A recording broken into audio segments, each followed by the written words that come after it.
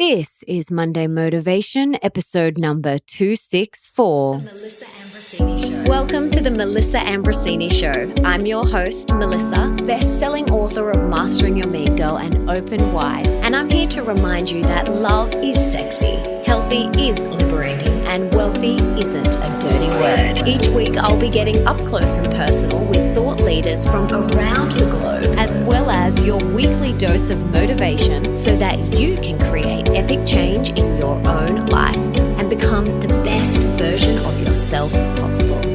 Are you ready, beautiful?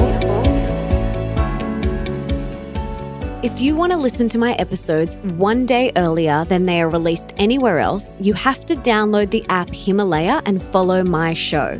Himalaya is free, super easy to use, and has every podcast you can think of. I love that you can leave comments under each episode and even create episode playlists. Make sure you check it out today.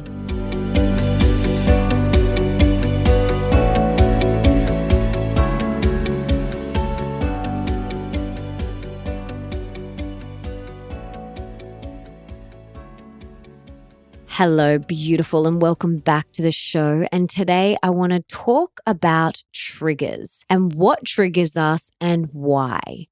So firstly, what is a trigger? A trigger is an emotional flashback to something that happened in the past. Now, in other words, it's a stimulus, such as a smell, sound, or sight that can trigger feelings of trauma from the past. Now, I'm sure lots of you have been triggered at some point in your life. Now, in the past, when something would trigger me, it felt like no matter how self-aware I was, I couldn't stop the reaction after the stimulus. Do you know what I mean? Like I couldn't stop it before I would respond. I would get triggered, and the feelings of fear or sadness or anger or frustration would wash over me. I would feel cortisol flood through my cells and heat would rush through my entire body. And the thing is, this reaction would happen so quickly, like a flash of lightning, like a bolt of lightning. You know that feeling? It was so fast. And I felt like at times I couldn't catch it before it had wreaked its havoc. I'm sure a lot of you can relate. Now, I'd end up reacting to it from this place of heightened stress and emotion. I'm sure you can relate to that too. So, put simply, like I would arc up, which, let me tell you, was no fun for me or my poor adrenals or for anyone else around me. Now, my aim, of course, is the opposite, to not arc up, to respond to the stimulus from a neutral place. That's my goal, to respond instead of react. So if a stimulus happened, which they will, my intention is to feel it, but instead of there being loads of emotional charge around it, to simply take a deep breath and respond from a neutral place instead. That's my goal. Now, when you look at the brain science behind triggers, it's endlessly fascinating. For example, did you know that it takes 0.0000001 of a second for a smell, sound, or sight to spark, aka trigger, a physical sensation in your body? It's that fast. But my goal is to become a highly attuned human who is so self-aware that even in that tiny window of 0.0000001 of a second, I can choose to remain the witness and respond instead of react. This is my goal. This is my intention. Because let's face it, triggers are going to happen. You can't go through your entire life wrapped in cotton wool, and you can't control other people as much as some of us would like to, which means you literally cannot control the fact that as you're walking through a shopping center, someone walks past wearing the same cologne as your boyfriend in high school who cheated on you. And you can't control when you're sitting at a cafe and a huge dog barks, instantly reminding you of when you were bitten by a dog as a child. Now, you can't control these things happening, but you can control how you react to them. You can control whether you respond or react. Now, like I mentioned, what most of us do when we get triggered, when we feel that trigger within us by someone else or something, is we react from that triggered place. We may do or say things that are not our truth or not from our higher self. Or perhaps we point the finger and we blame the other person. But the truth is, that person is actually giving you a huge spiritual opportunity to look at that trigger and to heal it. They are the messenger. So instead of losing it at the other person and pointing the finger and blaming them, I want you to put your detective hat on and ask yourself, what feeling is being triggered within me and why? It's always deeper than we think. We've just got to dig a little deeper. We've got to put our detective hat on and go digging.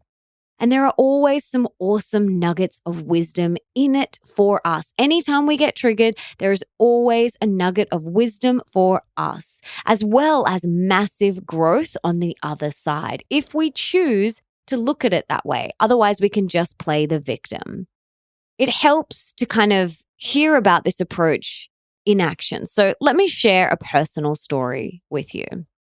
There is one person in my life, let's call her Stacy, that in the past would really trigger me. And I remember this time she called me and she said something that got me really riled up and emotionally charged. And after I hung up the phone, I turned to Nick, who he could clearly see I was very triggered. And I said to him, what the heck? She's always so triggering.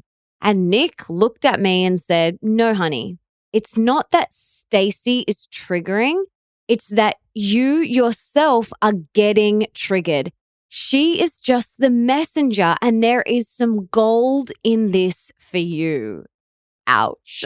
When you're in that really triggered state, oh my goodness, no one wants to hear that. But he's right. He was totally right. Now, before I could get more upset, I walked into the other room. I sat down. I closed my eyes. I used my breath to bring me back to the present moment, which is a great tool when you get triggered, to use your breath.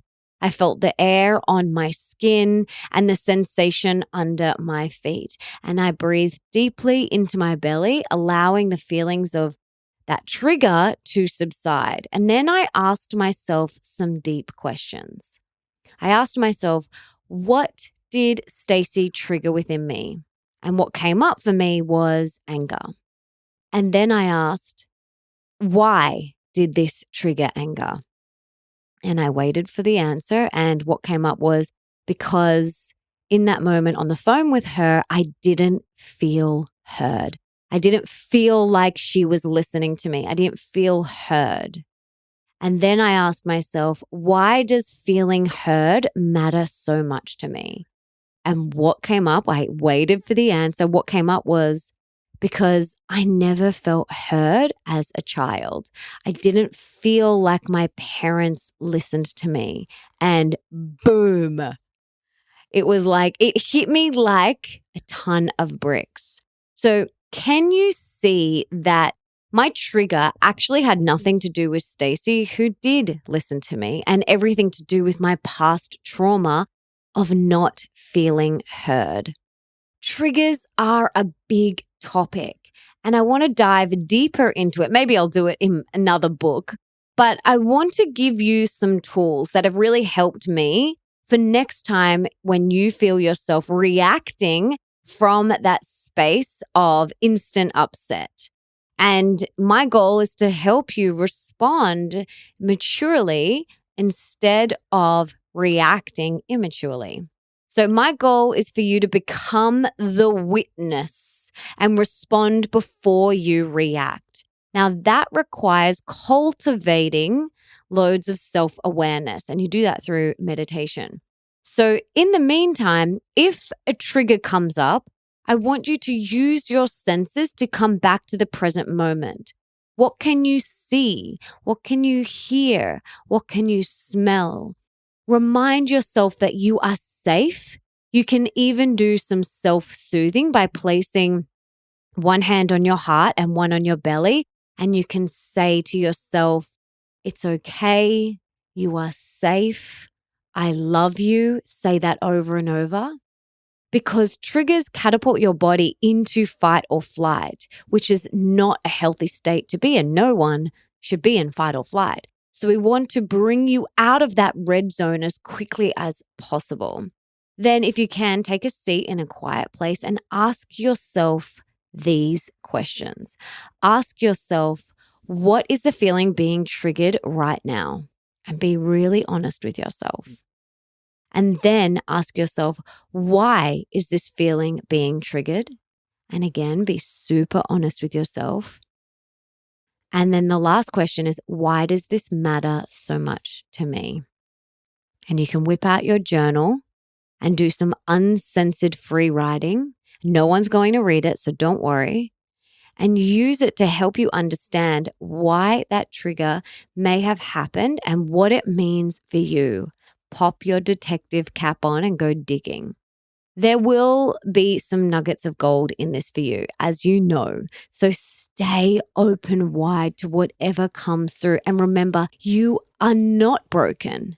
Nothing is wrong with you. And there is growth on the other side of this uncomfortableness. I know it can feel icky. They don't call them growing pains for nothing, but know that deep down that you are on the precipice of something big. It's exciting. So choose to see it that way. And before I go, I just wanted to say thank you so much for being here, for wanting to be the best, the healthiest, and the happiest version of yourself, and for showing up today for you. You rock. Now, if there's someone in your life that you can think of that would really benefit from this episode, please be an angel and share it with them right now. You can take a screenshot, you can share it on your social media, you can email it to them, you can text it to them. Do whatever you've got to do to get this in their ears. And until next time, my darling, don't forget that love is sexy, healthy is liberating, and wealthy isn't a dirty word.